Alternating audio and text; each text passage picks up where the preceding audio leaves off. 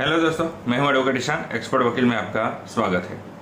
दोस्तों, आज हम बात करेंगे कि अगर आपकी एग्रीकल्चर लैंड है, खेती की ज़मीन है और आपका उसमें हिस्सेदार है, आप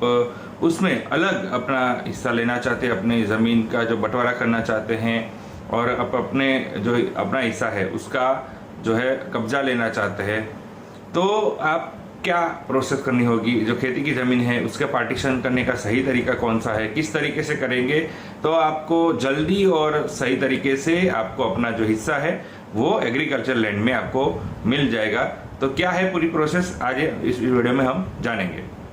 तो वीडियो को अंत तक ज़रूर देखिएगा ताकि आपको इन्फॉर्मेशन पूरी मिल सके। और अगर आपने अभी तक हमारे चैनल को सब्सक्राइब नहीं किया तो अभी सब्सक्राइब कर लीजिए और साथ ही में बेल आइकन भी दबा दीजिए ताकि ऐसे लीगल नॉलेज, लीगल वीडियो आपको मिलते रहे। चलिए शुरू करते हैं।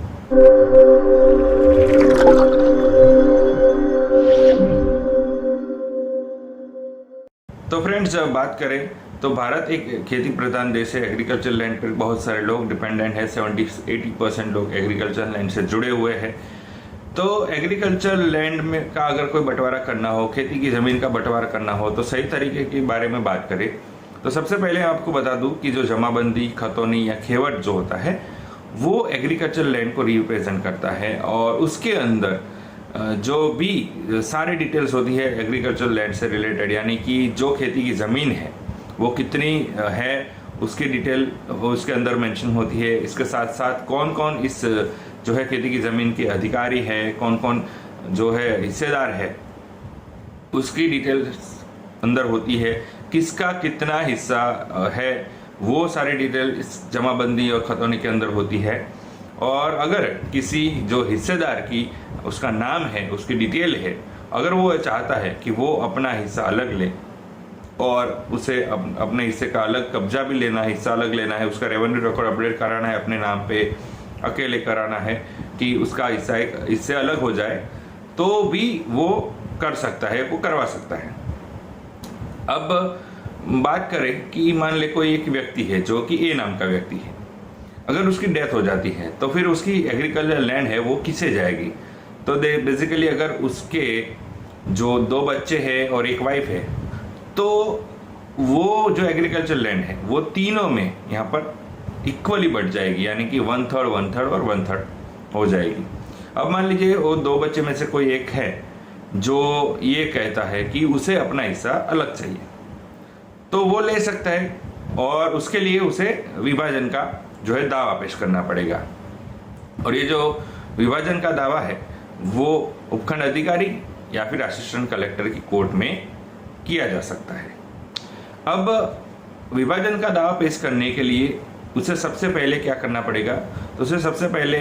ये जो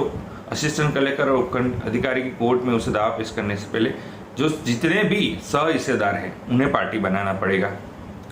इसके साथ साथ राज्य सरकार को भी यहाँ पर पार्टी बनाना पड़ेगा। कई आपने देखा होगा जनरल रूल ये है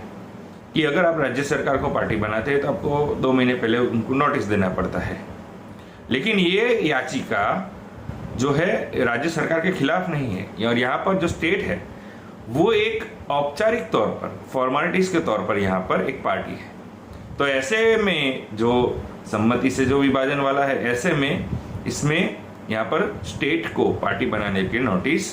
नहीं देना पड़ता है। तो अभी बात करते हैं कि दावे की जो एप्लीकेशन है, विभाजन की दावे की एप्लीकेशन है, उसके अंदर कौन कौन सी डिटेल आएगी। तो इसके अंदर डिटेल की बात करें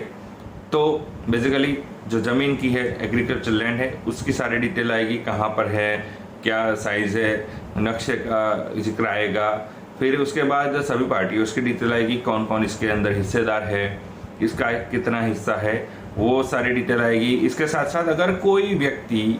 या कोई उत्तराधिकारी जिसका नाम इसके अंदर नहीं है और इसका हिस्सा लगता है तो उसका नाम और उसके हिस्से की घोषणा भी इस दावे की, जो विभाजन का दावा है उसके अंदर मेंशन करके उसमें घोषणा की जा सकती है।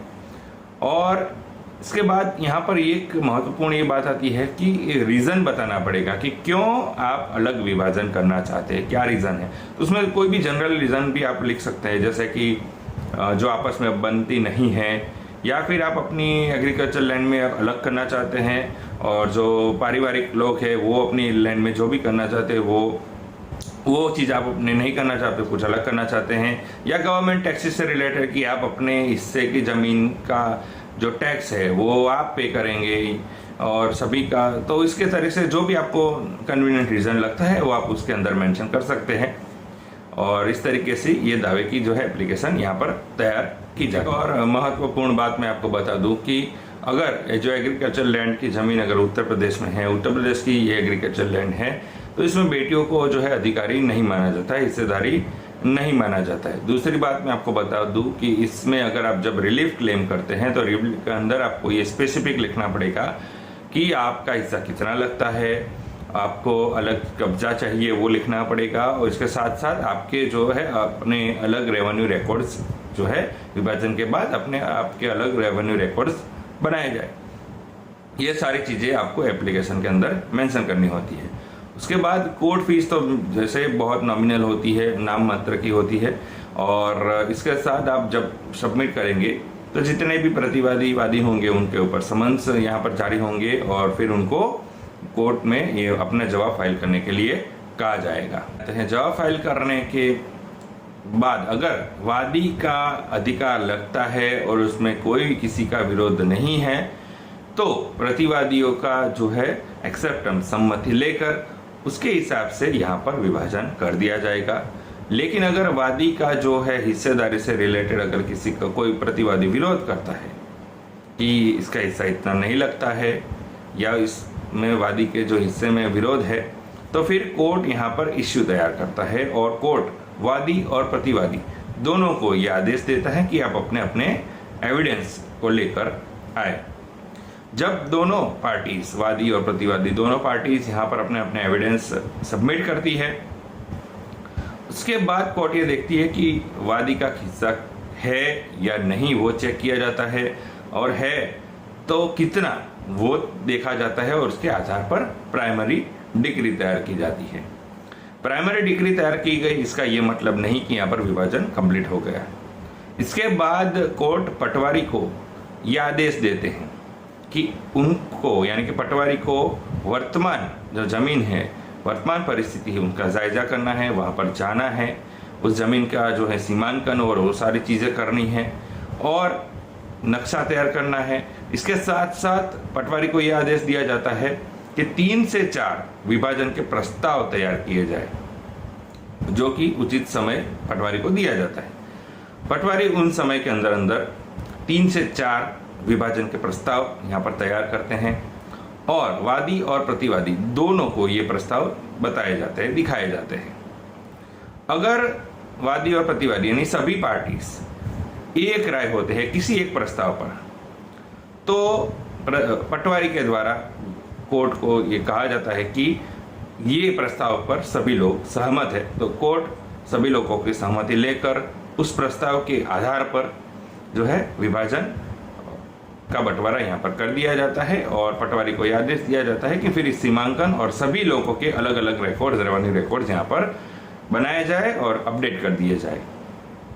लेकिन अगर जो पटवारी है उन्होंने जो 3 से 4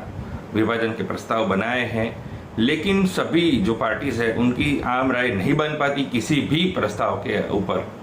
तो फिर कोर्ट जो पटवारी ने जो प्रस्ताव बनाए हैं उनमें से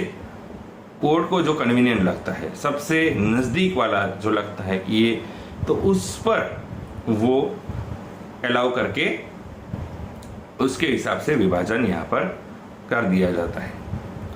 तो ये एक प्रोसेस है कि खेती की या एग्रीकल्चर की अगर ज़मीन है, आपका नाम है जमाबंदी में, खतौनी में और आपका हिस्सा है, तो आप इसे अलग किस तरीके से करेंगे और क्या प्रोसेस रहेगी, ये सारी डिटेल आज हम इस वीडियो में जानेंगे। तो दोस्तों वीडियो कैसा लगा ज़रूर बताइएगा। दोस्तों अगर आपको ये वीडियो अच्छा लगा है तो इसे लाइक कीजिए, शेयर कीजिए। कोई आपका सवाल हो तो आप कमेंट ज़रूर कर सकते हैं। दोस्तों अगर आपने अभी तक हमारे चैनल को सब्सक्राइब नहीं किया तो अभी सब्सक्राइब कर लीजिए और साथ ही में बेल आइकन भी दबा दीजिए ताकि ऐसे लीगल नॉलेज, लीगल वीडियो आपको मिलते रहे। इसके साथ साथ आप हमें हमारे social media platform Facebook, Twitter, Instagram और लिंक्डइन पर भी फॉलो कर सकते हैं। और इस वीडियो को पूरा देखने के लिए धन्यवाद।